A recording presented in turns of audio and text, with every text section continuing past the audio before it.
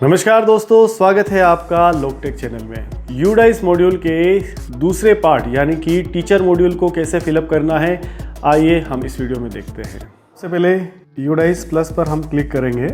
यहाँ एक ऑप्शन आएगा लॉगिन फॉर ऑल मॉड्यूल्स। जैसे ही हम लॉगिन फॉर ऑल मॉड्यूल्स पर क्लिक करेंगे, यहाँ हमें दिखाई देगा टीचर मॉड्यूल। टीचर मॉड्यूल को क्लिक करते ही हमारे सामने ये विंडोज़ ओपन होगा।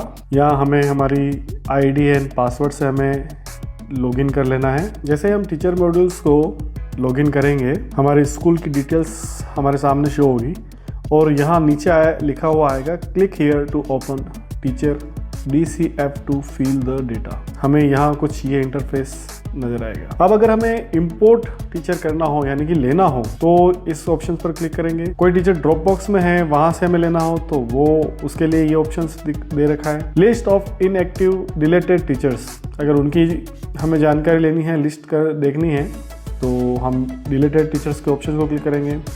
डुप्लीकेट टीचर लिस्ट डबल हो रहा है तो डुप्लीकेट जो भी लिस्ट होगी वो यहाँ शो हो जाएगी। फिर नीचे आता है यहाँ पे आपके data entry is currently active. आप यहाँ देख सकते हैं कि टोटल टीचर स्टाफ इन position A+B total two incomplete 0। यहाँ पर मैंने ऑलरेडी टीचर मॉड्यूल को फिलअप कर दिया है, इसलिए ये इनकम्प्लीट 0 आ रहा है। आप जब करोगे तो यहाँ टोटल 2 और इनकम्प्लीट भी 2 ही आएगा, या जो भी आपके टीचर्स हैं उन टीचर्स की संख्या जितनी होगी उतना ही आपको इनकम्प्लीट आएगा अगर आपका टीचर्स मॉड्यूल कंप्लीट नहीं हुआ है। कुछ भाइयों को अगर इसमें लैंग्वेज में प्रॉब्लम आए तो आप इसे यहाँ इंग्लिश से हिंदी कर सकते हैं, तो ये पूरा मॉड्यूल आपको हिंदी में दिखाई देगा।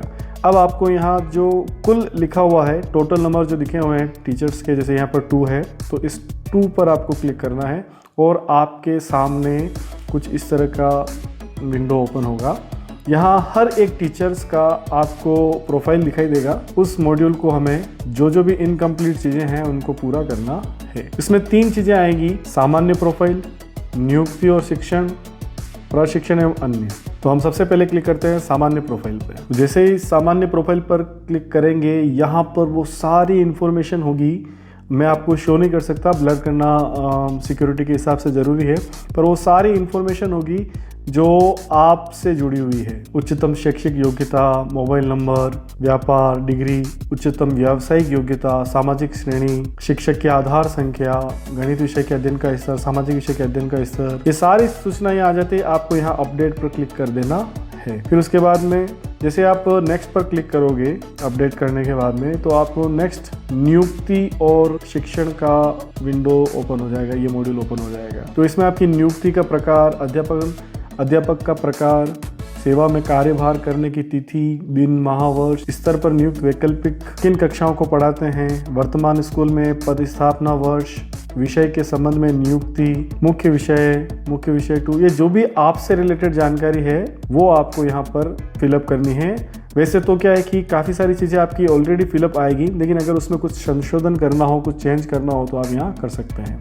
फिर हम जाएंगे नेक्स्ट पर, प्रशिक्षण एवं अन्य। इसमें सबसे पहले आता है कि CWSN अध्यापन है तो आप प्रशिक्षित है या नहीं, प्रशिक्षण की आवश्यकता है या नहीं। अगर है तो ये काफ़ी सारे विंडोज ओपन हो जाएंगे कि subject knowledge, ICT skills, others, जो भी आपको इसकी जिसकी आवश्यकता हो वो आप यहाँ सेलेक्ट कर सकते हैं। कंप्यूटर के उपयोग तथा कंप्यूटर के जरिए अध्यापन में प्रशिक्षित, तो ये भी आपको हाँ या ना में आपको बता देना है। इसके बाद में गैर शैक्षणिक कार्यों पर व्यतीत कार्य दिवस अगर आपने किए हैं तो उसका ब्यौरा यहाँ में फिलअप करना है। फिर जो नीचे जो ये पॉइंट्स आ रहे हैं, भाषा 1, भाषा 2 और भाषा 3, वो आपको सेलेक्ट करनी है जिसमें भी आपको ज्ञान हो, कार्य साधक ज्ञान हो। और लास्ट में आ रहा है, क्या बच्चों की सुरक्षा सुनिश्चित करने के लिए स्कूल की सुरक्षा और सुरक्षा हिसाब किताब की जांच में प्रशिक्षित है, तो हाँ या ना। क्या साइबर सुरक्षा और सामाजिक पहलुओं पर प्रशिक्षण प्राप्त किया है, हाँ या ना।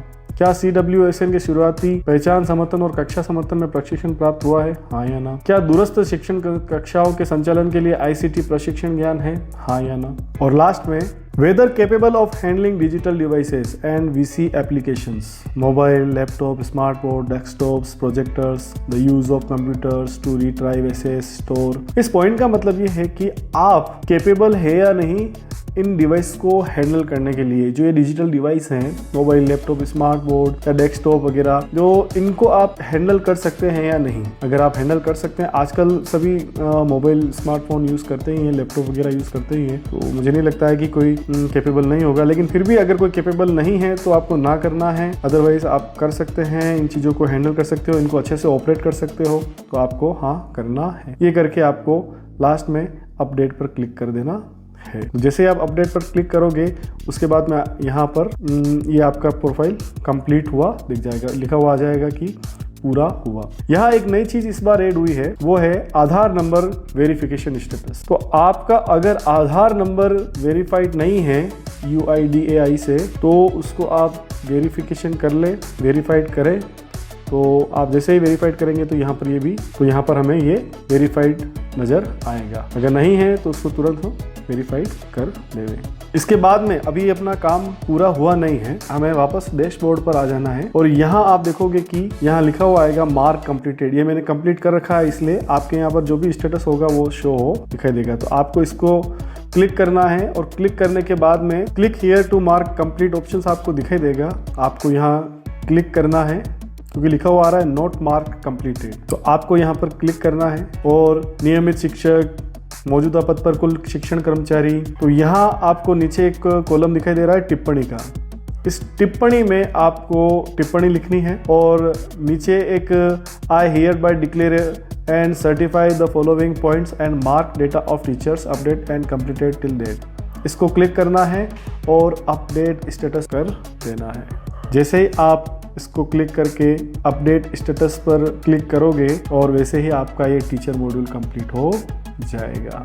और इस तरह से आपका टीचर मॉड्यूल कंप्लीट हो जाएगा। उम्मीद है आपको वीडियो पसंद आई होगी, ये आपके लिए हेल्पफुल रही होगी। अगर हाँ तो वीडियो को लाइक, शेयर और सब्सक्राइब जरूर करें और इसको ज़्यादा से ज़्यादा शेयर करें। और ये वीडियो आप कहाँ से देख रहे हैं, आप अपनी स्कूल का नाम वीडियो में ज़रूर लिखें। जय हिंद, वंदे मातरम।